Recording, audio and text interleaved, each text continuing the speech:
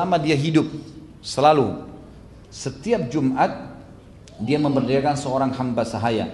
Dia membeli seorang hamba sahaya tersebut dari majikannya dengan harga berapapun, lalu dia memberdayakannya tanpa menawarnya. Jadi khusus ini ya. Jadi beliau betul-betul beli, bebaskan budak, berapa dibilang langsung dibayar, tidak ditawar sama dia. Karena dia tahu ini adalah di jalan Allah Subhanahu wa taala.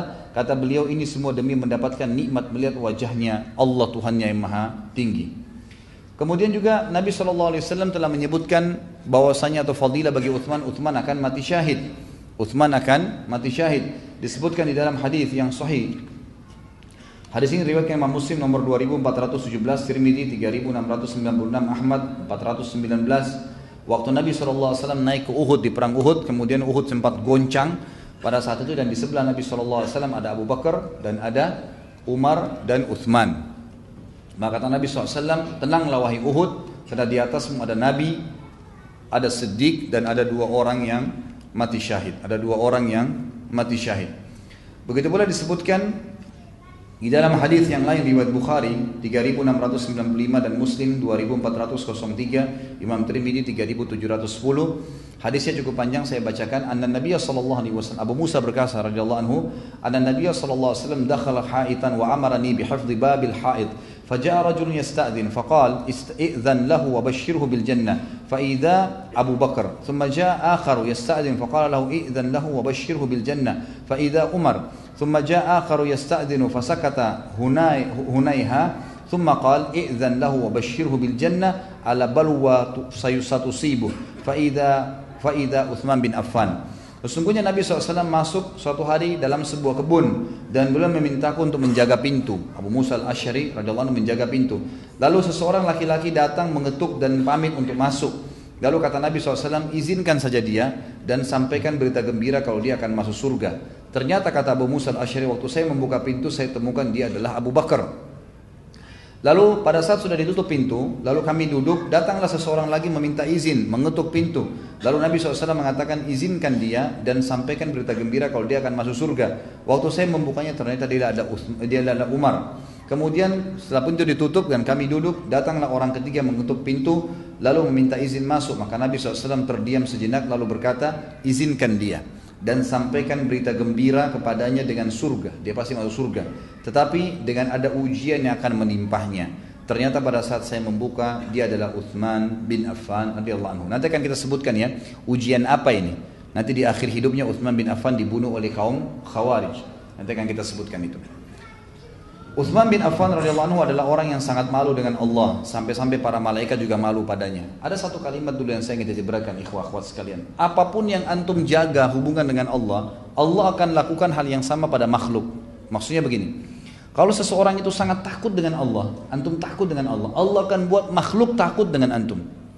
Kasus Umar bin Khattab radhiyallahu anhu pada saat dia, kata Nabi SAW, wahai Ibnu Khattab, kalau kau lewat di sebuah lembah, kemudian syaitan lihat, syaitan akan cari lembah lain. Ini kata Nabi SAW, kata para ulama, karena Umar bin Khattab adalah orang yang sangat takut dengan Allah. Sampai kalau malam hari, saking takutnya dengan Allah, dia menangis di sholat malam sampai di bawah matanya bergaris. Seperti ada lubang karena seringnya menangis kepada Allah Subhanahu wa ta'ala. Itu saking takutnya dengan Allah. Dan beliau berkata, kami kalau malam hari sedang ibadah kepada Tuhan kami, maka kami tundukkan dan kami lunakkan tulang-tulang kami.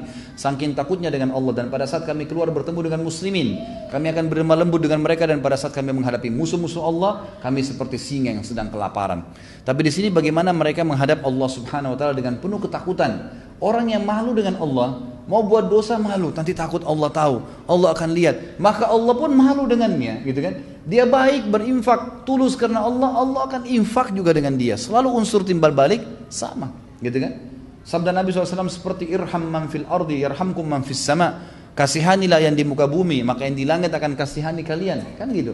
Jadi kita tahu. Dan hadis lain dikatakan al jaza min jinsil amal, balasan akan datang sesuai dengan kadar perbuatan. Sehari ini antum ghibah, besok antum digibah. Hari ini antum fitnah, besok antum difitnah. Hari ini antum menipu, besok antum ditipu. Tapi hari ini antum berbuat baik, besok antum akan dibaikin. Hari ini antum perhatian, besok antum akan diperhatian. Terus seperti itu. Allah Subhanahu wa ta'ala akan mendatangkan sesuai dengan kadar perbuatan seseorang. Maka kata para ulama, Uthman bin Affan sampai-sampai malaikat pun malu padanya karena dia malu sekali dengan Allah Subhanahu wa ta'ala.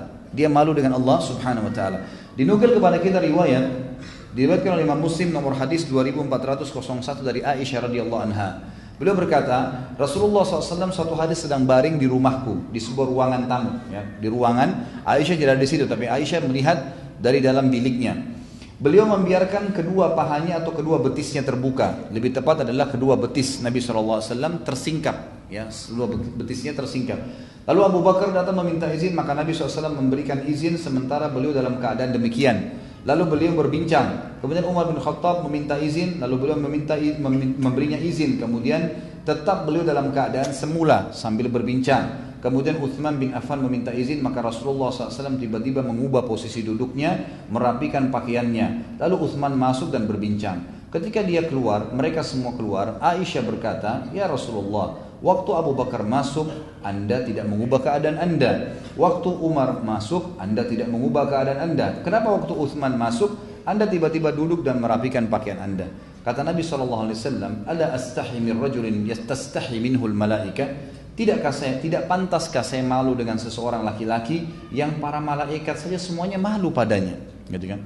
Lalu disebutkan dalam sebuah riwayat, Aisyah berkata, "Ya Rasulullah, mengapa aku tidak melihat Anda terkejut dengan kedatangan Abu Bakar dan Umar sebagaimana Anda terkejut pada saat kedatangan Uthman?" Lalu Nabi SAW ungkapkan kepada kita rahasianya. Dan hadis ini diriwayatkan Imam Muslim, tadi satu hadis setelahnya ya. Sebelumnya tadi 2401, ini 2402. Imam Ahmad jilid 1 nomor 77, Imam Bukhari juga menyebutkan dalam Adabul Mufrad nomor 600. Kata Nabi SAW, "Inna Uthmana rajulun hayy, wa inni khashitu in adhintu lahu ala tilkal hala alla yablugha ilayya fi hajatihi." Sesungguhnya Uthman adalah laki-laki yang sangat pemalu. Dia dan sesungguhnya aku khawatir jika aku memberikannya izin sementara keadaanku seperti tadi, ada betisku yang tersingkap, maka dia tidak mau masuk dan tidak mau menyampaikan hajatnya kepadaku. Jadi sampai pada tingkat itu. Uthman bin Affan radhiyallahu anhu kalau lihat keadaan seseorang tidak mau mungkin langsung dia malu, dia nggak mau ngomong, nggak mau sampaikan apa-apa. Sampai pada tingkat seperti itu. Dan ini rahasia kata para ulama, kenapa Uthman bin Affan para malaikat pun malu padanya. Uthman bin Affan pernah berkata, tidak ada seseorang yang melakukan sebuah amalan kecuali Allah akan memberikannya pakaian dari jubah amalannya itu. Misal, kalau kita malu, nanti Allah kasih hari kiamat baju dari malu itu sendiri. Artinya bagus, positif. Kalau dia suka sombong, dia riya, Allah akan kasih dia baju sombong dan riya dari api neraka hari kiamat. Seperti itu. Jadi Uthman bin Affan berpegang teguh pada hal tersebut. Yahya bin Mu'adz berkata, rahimahullah, seorang tabi'in, barang siapa malu kepada Allah sekalipun dia dalam keadaan taat kepada Allah, maka Allah juga akan malu padanya pada saat dia melakukan dosa. Artinya tidak mengampuni dosa-dosanya. Al-Munawi berkata rahimahullah, keistimewaan Uthman adalah rasa malunya. Rasa malu merupakan sifat yang lahir dari pegangungan kepada siapa yang dilihatnya. Dan dia memang memiliki kedudukan agung disertai kekurangan yang dirasakan seseorang pada dirinya. Seperti pengagungan Uthman bin Affan kepada Allah Ta'ala mendominasi dirinya dan dia melihat dirinya sendiri dengan mata kekurangan dan keterbatasan. Keduanya termasuk sifat mulia hamba-hamba yang dekat dengan Allah sehingga kedudukan Uthman bin Affan meningkat karena itu.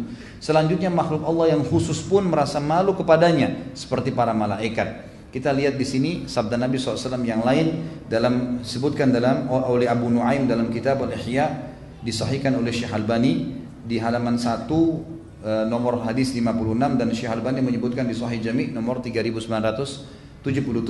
Kata Nabi SAW,